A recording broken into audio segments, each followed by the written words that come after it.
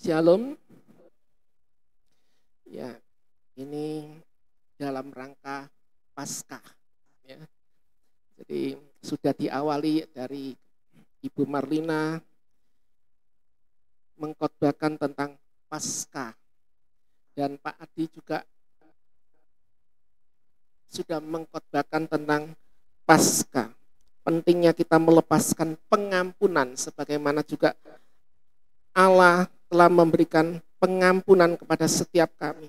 Dan pada pagi hari ini saya juga akan membahas tentang satu tema, yaitu tentang apa yang saya ambil di dalam Matius 17 ayat 5b. Matius 17 ayat 5b bisa ditampilkan.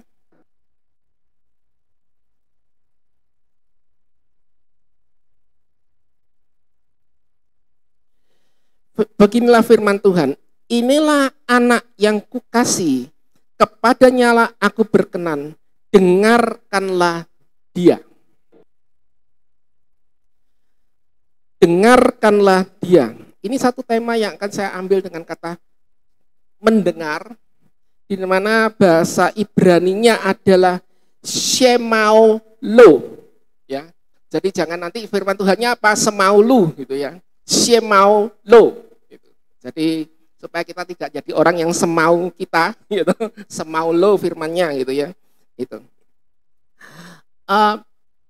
Peristiwa ini dalam Matius 17, perikopnya adalah Yesus dimuliakan. Jadi sebelum Paskah dimulai, kurang lebih 8 hari sebelum penangkapan Yesus, maka Yesus membawa Petrus, Yakobus, dan Yohanes naik ke atas gunung, dan di sana Yesus bertemu dengan Musa dan Elia. Mereka membicarakan sesuatu di mana dicatat di dalam Lukas 9 ayat 31 yang memulai suatu perjalanan penting di dalam kehidupan kita sebagai orang percaya, yaitu dimulainya pemberitahuan tentang Paskah atau Pesak.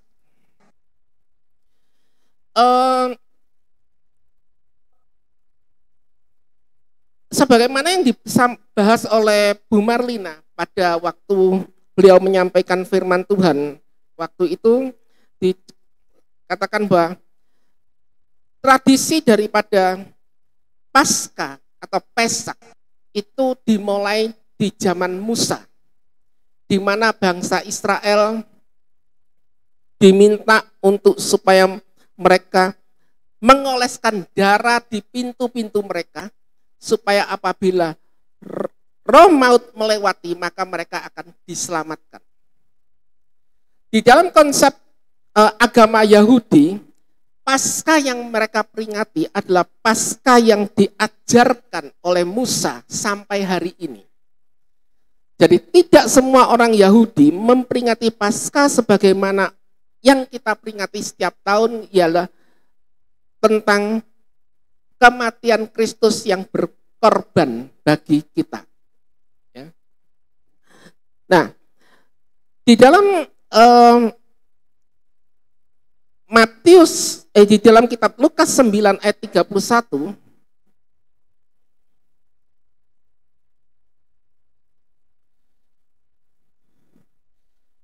di dalam pertemuan Yesus dengan Elia dan Musa, di situ disebutkan keduanya menampakkan diri dalam kemuliaan dan berbicara tentang tujuan kepergiannya yang akan digenapi di Yerusalem.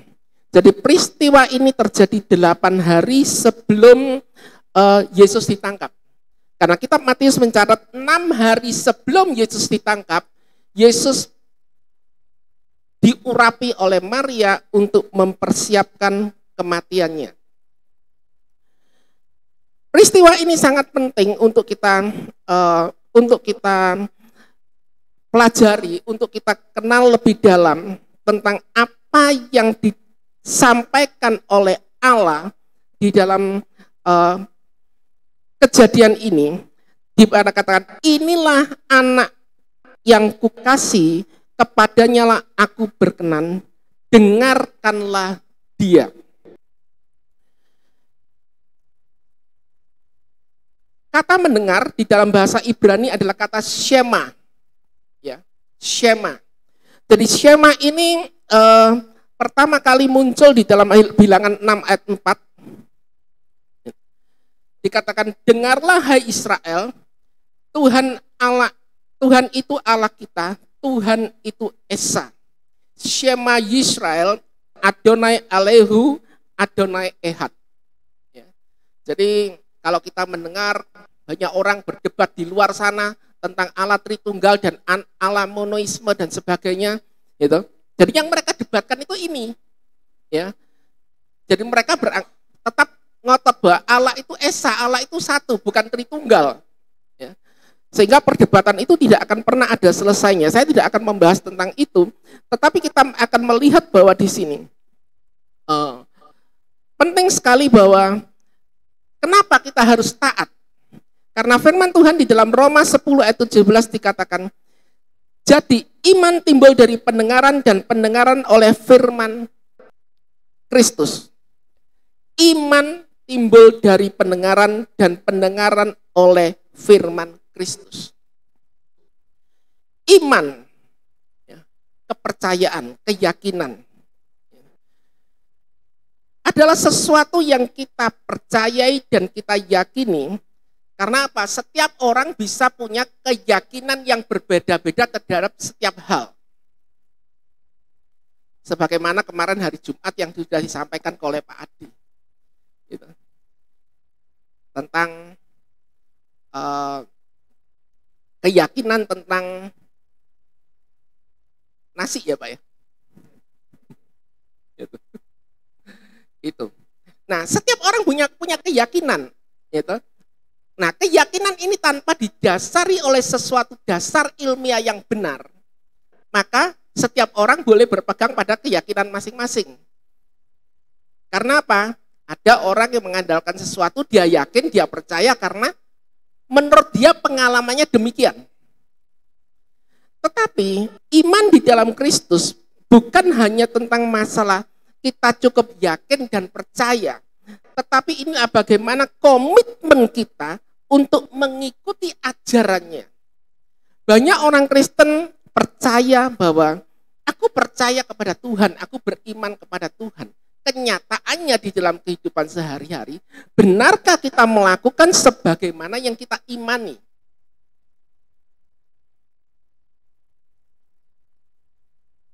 Kenyataannya pada waktu masalah itu datang, sakit itu datang, sudah ke dokter nggak bisa,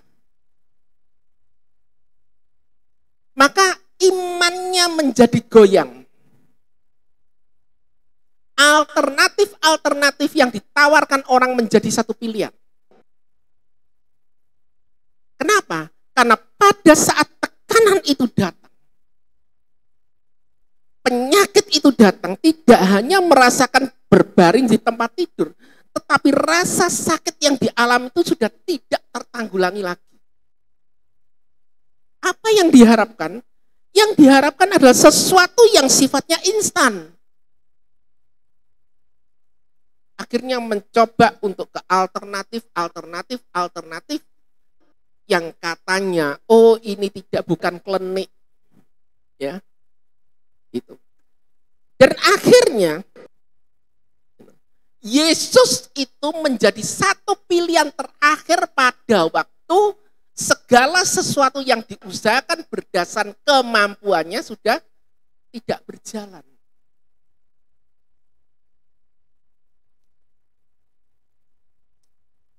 Kita berkali-kali kunjungan dengan Pak Adi, menguatkan beberapa saudara kita yang mengalami hal-hal semacam itu.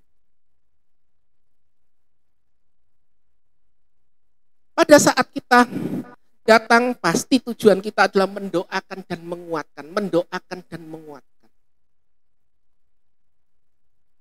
Dan puji Tuhan kalau pada saat-saat kita berdoa Tuhan memberikan penguatan-penguatan yang secara khusus. Dan orang tersebut mau mendengarkan apa yang disampaikan oleh Tuhan dan melakukannya. Sehingga terjadilah satu pemulihan yang luar biasa. Yang mungkin secara dokter sudah di luar kemampuannya. Dan kita sudah mendengar banyak kesaksian tentang hal itu. Bagaimana iman itu berkuasa untuk memulihkan suatu keadaan. Nah, itulah kenapa pentingnya dikatakan di sini iman itu timbul dari pendengaran dan pendengaran oleh firman Kristus. Karena apa? Alkitab mengatakan kalau tidak ada yang menyampaikan, bagaimana orang itu bisa mendengar? Walaupun kita sudah setiap minggu ke gereja mendengarkan firman Tuhan, membaca Alkitab, tetapi tetap yang namanya penguatan itu sangat penting. Karena apa? Banyak di antara kita mendengar, sebagaimana yang ditulis dalam firman Tuhan, iman timbul dari pendengaran dan pendengaran oleh firman Kristus. Tetapi banyak kita mendengar, banyak kita tidak melakukan. Pada waktu saya mempelajari kata shema, di mana shema ini kalau diterjemahkan di dalam bahasa aslinya memang kata mendengar. Sehingga di dalam bahasa Indonesia dikatakan memang mendengar. Kita cuma mendengar. Bahasa aslinya berkata lasen emuna novea misemia veshemia al dabar mesyak. Gitu.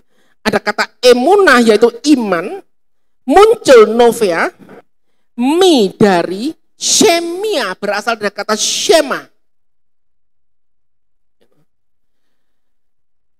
Di mana iman itu muncul dari mendengar firman Tuhan. Itu terjemahan bahasa Indonesianya begitu. Tetapi pada waktu saya belajar lebih dalam, kata shema ini tidak hanya mendengar, tapi shema juga berarti melakukan. Kata mendengar atau shema tidak hanya berarti dengar secara fisik, tetapi juga mencakup pemahaman dan penerimaan. Mendengar dengan benar harus berujung pada tindakan. Itu shema.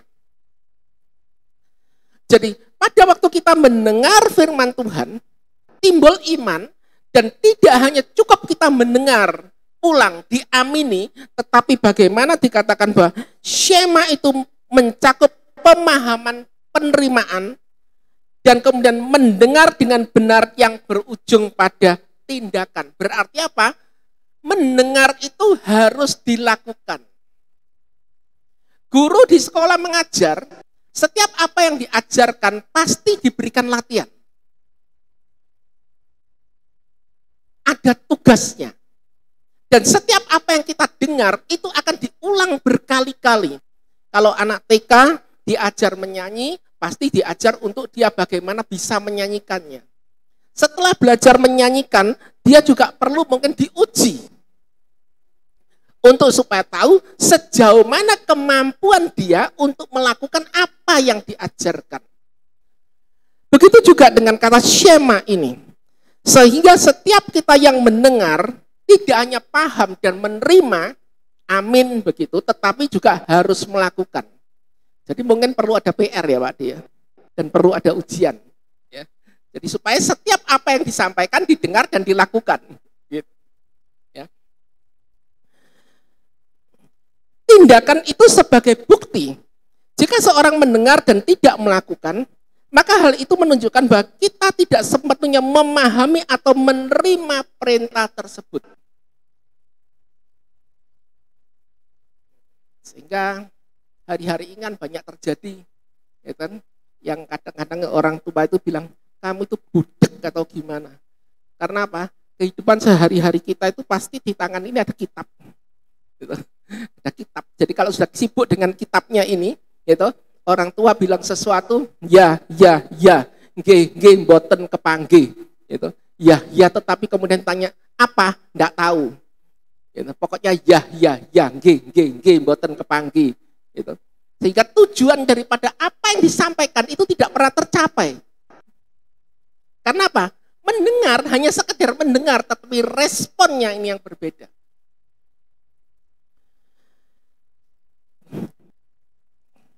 Konsekuensinya, mendengar tanpa melakukan itu adalah suatu kekosongan iman. Mendengar tanpa melakukan dapat dianggap sebagai kekosongan iman, dan ini tercermin di dalam apa yang disampaikan dalam Yakobus 1 ayat 22. Di situ dikatakan, tapi jadilah pelaku firman, dan jangan hanya mendengar saja.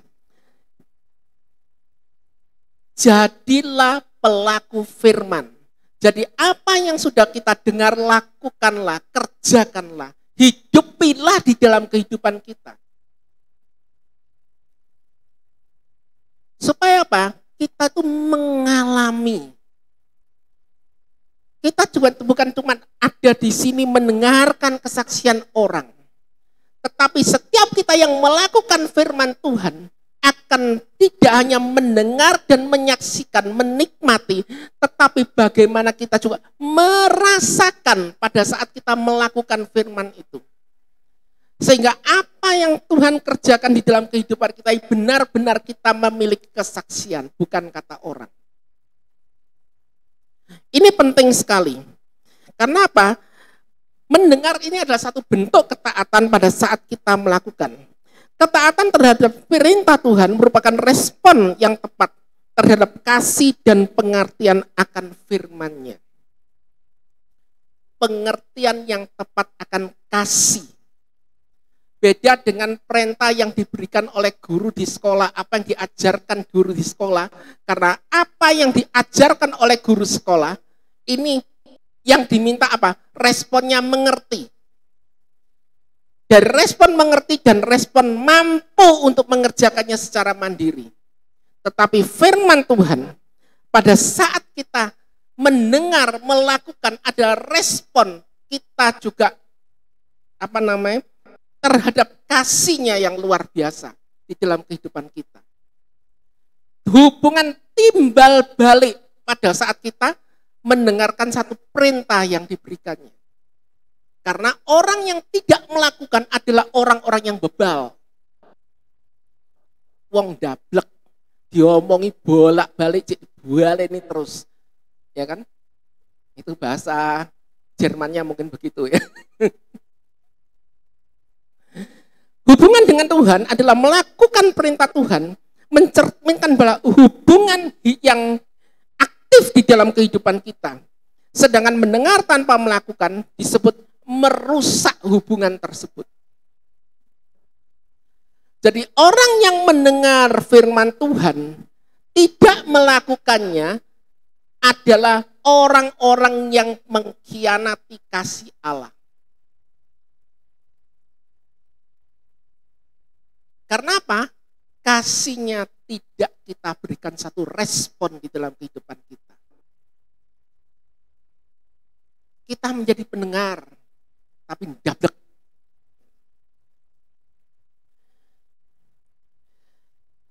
Firman Tuhan di dalam Matius 26 ayat 39 dikatakan, dan ia sedikit maju lalu sujud dan berdoa sambil berkata, ya Bapa, jika sekiranya mungkin, biarlah cawan ini berlalu daripadaku, tetapi janganlah seperti yang kupinta, melainkan seperti yang kau kehendaki. Yesus sendiri adalah pelaku firman. Yesus mendengar apa yang disampaikan. Di dalam Lukas 9 ayat 31 itu, Elia dan Musa menyampaikan bahwa perjalanannya dia menuju salib akan segera dimulai. Tidak ada satu perdebatan yang disampaikan oleh Yesus. Tetapi dia dengan patuh melakukannya. Dan sampai pada detik-detik hampir menjelang penangkapan itu. Dia di dalam kemanusiaannya juga merasakan seperti apa yang kita rasakan. Ada rasa takut yang luar biasa sebagai manusia. Sehingga dia berkata, jika sekiranya mungkin, biarlah cawan ini berlalu daripadaku. Tetapi dia tidak akan melepaskan tanggung jawabnya. Dia katakan, janganlah seperti yang kupinta, melainkan seperti yang kau kehendaki. Jadi biarlah kehendak Bapa aku lakukan sepenuhnya. Itu yang Yesus katakan. Jadi sebagai manusia, aku nggak siap.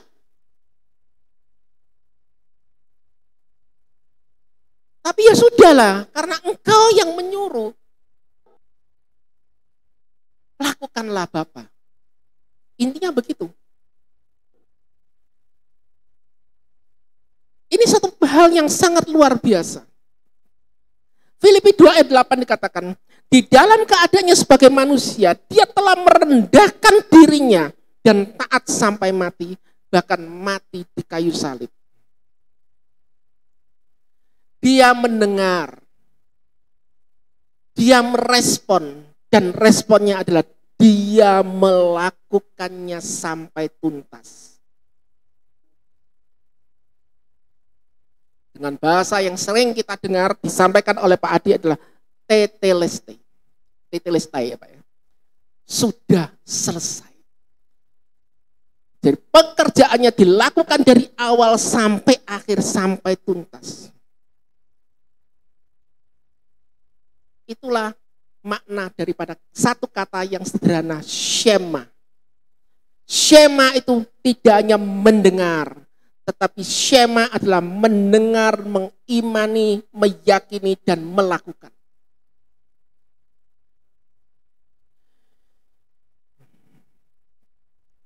Yesus mengingatkan di dalam Matius 22 ayat 37 sampai 40. Jawab Yesus kepadanya, kasihanilah Tuhan Allahmu dengan segenap hatimu, dan dengan segenap jiwamu, dan dengan segenap akal budimu. Inilah hukum yang utama dan pertama. Dan hukum yang kedua yang sama dengan itu adalah kasihlah sesamamu manusia seperti dirimu sendiri. Jadi kalau engkau bisa mengasihi sesamamu, kenapa kita mengasihi sesama kita? Oh, karena orang itu pasti punya alasan untuk kita kasih ini. Sebagai teman dia adalah orang yang baik. Dia sering menolong saya. Dia teman di saat saya suka ataupun duka. Saya mengasihi dia. Wajar.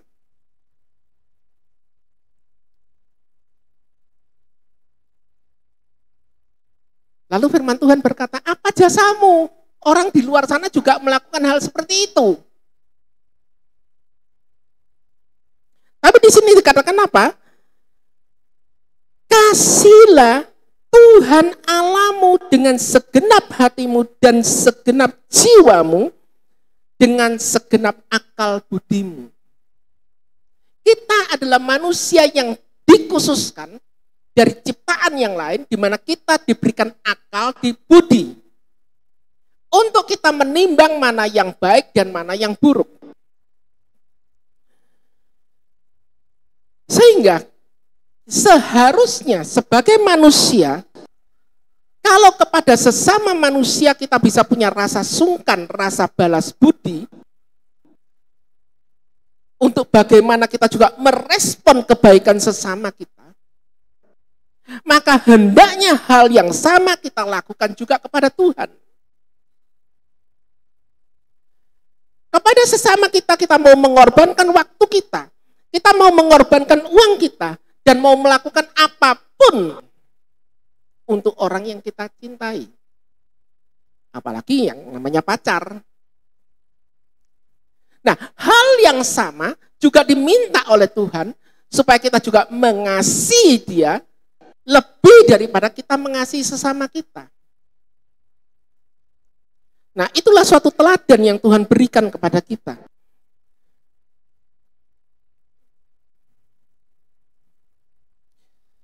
Supaya apa? Setiap kita tidak hanya memberikan respon atas setiap perintah. Karena perintah yang diberikan oleh Tuhan adalah perintah yang berdasarkan kasih-Nya yang luar biasa. Disitulah dimulainya satu kisah tentang Kristus. Yang menjadi pertanyaan adalah, apa yang mendasari Yohanes 3 ayat 16? Setiap kita mulai dari sekolah minggu pasti hafal dengan ayat ini. Karena begitu besar kasih Allah akan dunia ini sehingga Dia memberikan anaknya yang tunggal supaya kita jangan binasa melainkan beroleh hidup yang kekal. Pasca bercerita tentang kasih Allah. Kasih di sini bicara tentang satu kecemburuan Allah yang begitu besar. Karena apa? Sejak manusia jatuh di dalam dosa, maka manusia dibuang dari Taman Eden dan manusia sudah dibawa penguasaan iblis. Kehidupan manusia ada di bawah bayang-bayang iblis, di bawah cengkraman iblis. Pasca bicara tentang satu kecemburuan besar. Karena apa? Orang yang cemburu itu adalah orang yang cintanya luar biasa. Kalau orang nggak cinta, nggak ada yang cemburu. Sehingga kenapa kita kalau mendengar gitu, ada kasus pembunuhan karena cemburu.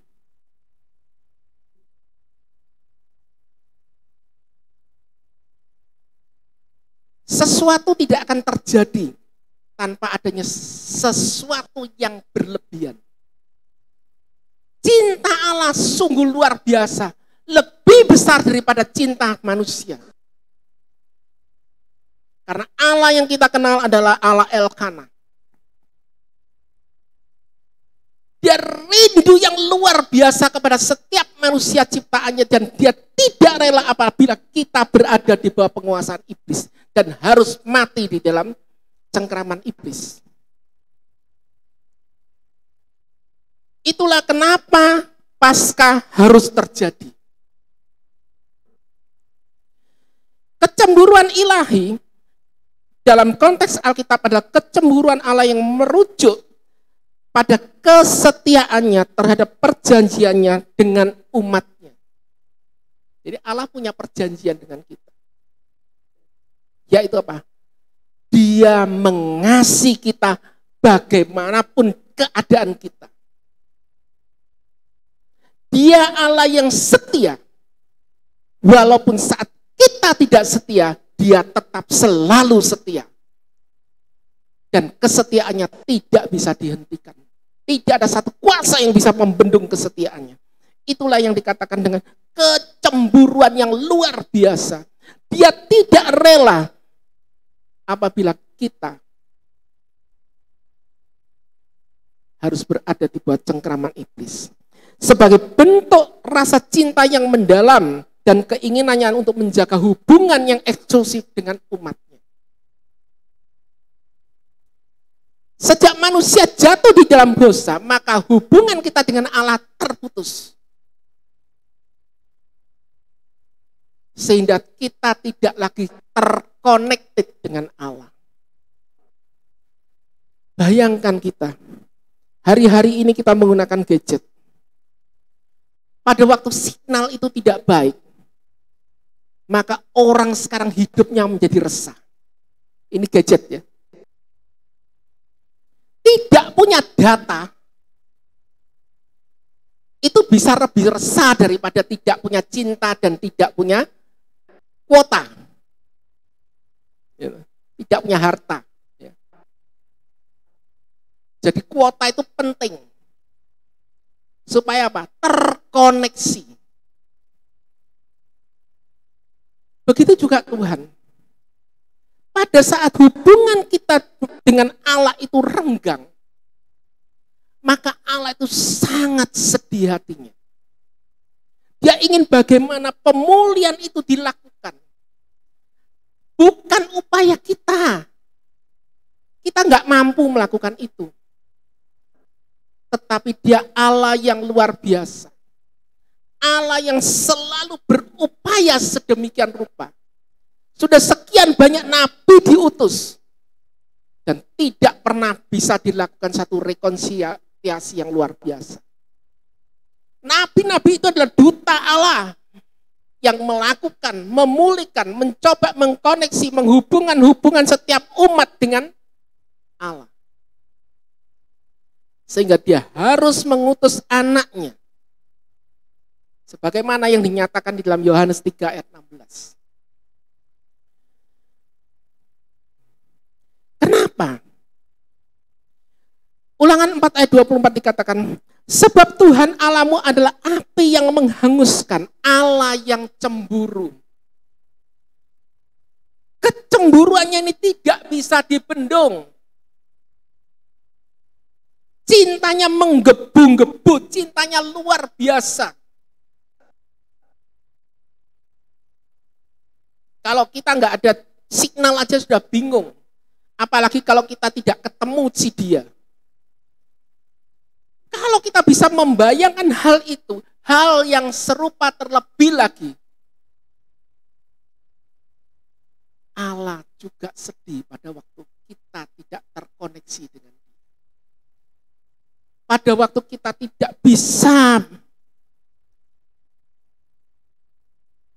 berhubungan dengan dia. Karena penghalangnya satu, dosa.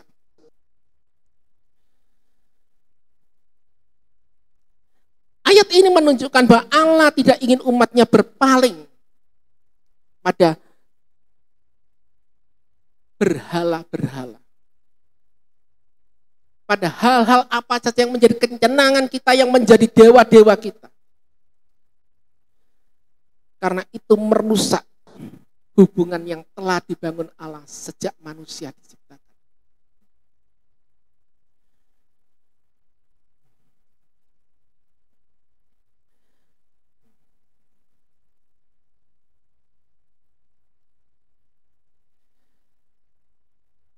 Allah sendiri menjadikan setiap kita menjadi agen kecemburuan dalam konteks agen kecemburuan dari umat perjanjian dan kesetiaan. Hubungan-hubungan yang kita bisa bangun sesama kita, itu adalah satu contoh yang nyata di dalam kehidupan kita.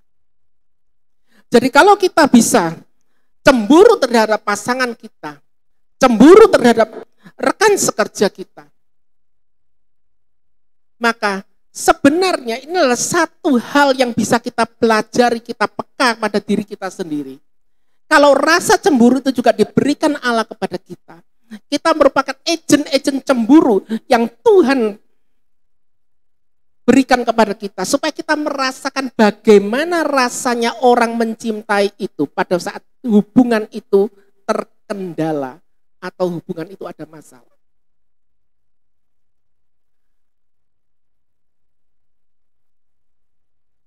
Sehingga Allah yang mencintai kita juga merasakan hal yang sama lebih lagi pada waktu hubungan dengan kita bermasalah.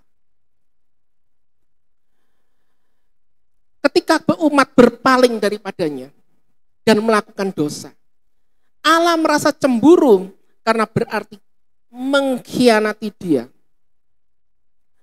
mengkhianati perjanjiannya. Kita dipanggil untuk menjadi agen kecemburuan dalam arti bahwa kita harus setia kepada Allah dan menjaga hubungan yang benar dengannya. Ini mencakup bagaimana menghindari hal-hal yang membuat kemarahan dan kecemburuan Allah, supaya kita tetap belajar setia kepada hukum-hukumnya. Sehingga penting yang namanya menjaga hubungan yang sangat eksklusif dan pribadi dengan Tuhan. Kecemburuan Allah mencerminkan keinginannya untuk memiliki hubungan yang intim dan eksklusif dengan umatnya. Dalam hal ini, kecemburuan adalah bentuk cinta yang mendalam di mana Allah ingin umatnya sepenuhnya mengandalkan dan mengasihi Dia. Konsekuensi dari ketidaksetiaan adalah ketika umat tidak setia, Allah menunjukkan suatu kecemburuan sebagai respon terhadap pengkhianatan. Ini bukan hanya masalah emosi, tetapi untuk menjaga keadilan, kebenaran, dan hubungan yang baik secara pribadi dengan umatnya. Ungkapan cinta Allah adalah suatu ungkapan yang tidak bisa disamakan dengan ungkapan cinta manusia.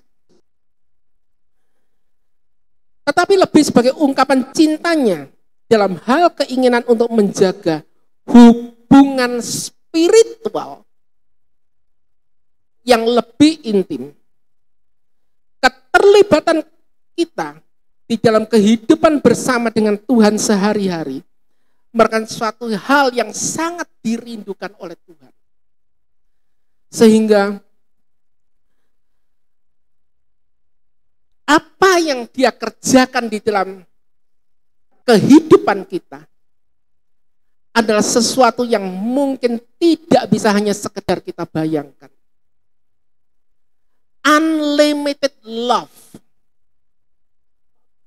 Suatu cinta yang tidak berakhir dan tidak terbendung oleh apapun juga. Itulah pengorbanan yang sangat luar biasa. Cintanya dinyatakan di dalam Paskah. Bagaimana Dia mengorbankan satu-satunya anaknya yang tunggal itu untuk menebus setiap kita.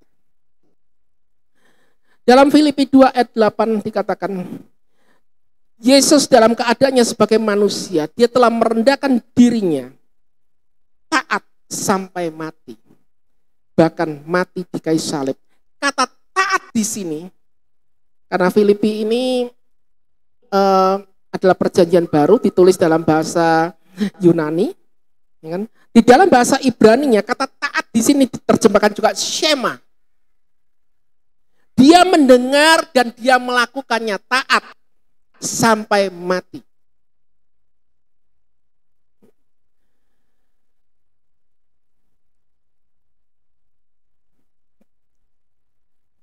Sehingga pada waktu di atas kayu salib,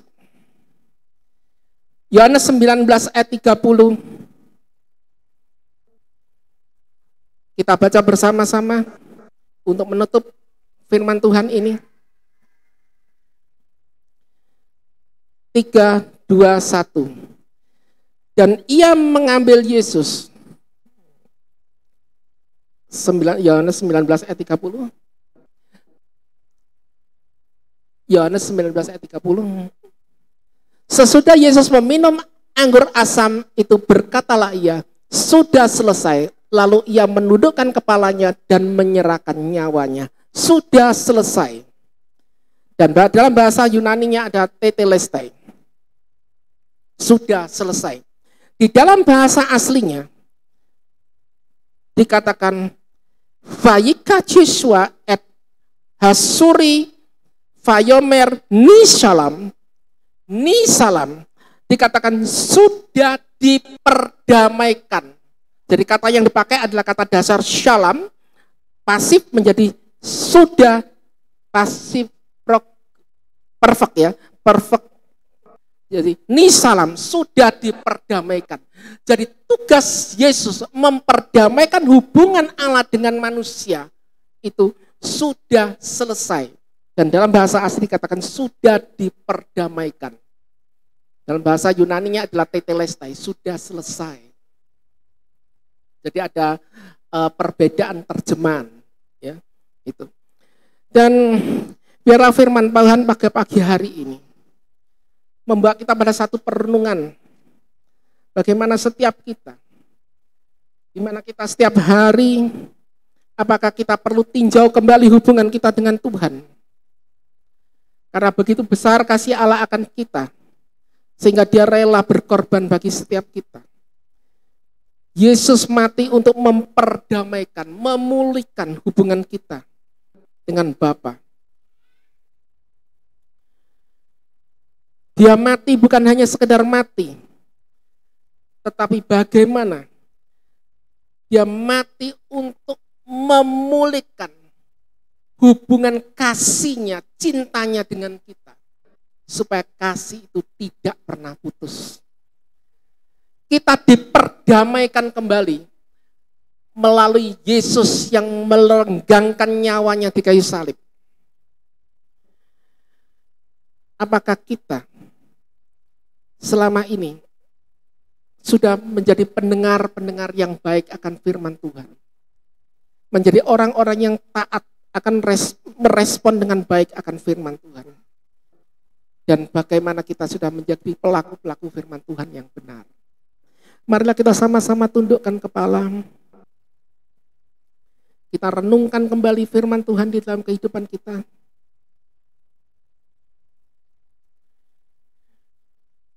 Paskah ini harusnya menjadi satu peringatan yang lebih besar daripada peristiwa Natal.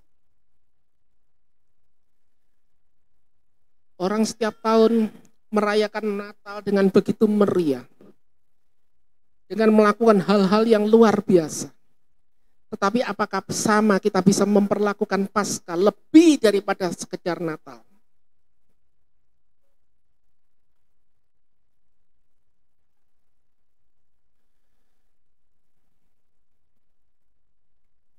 Dia telah memberikan pelayanan perdamaian kepada kita.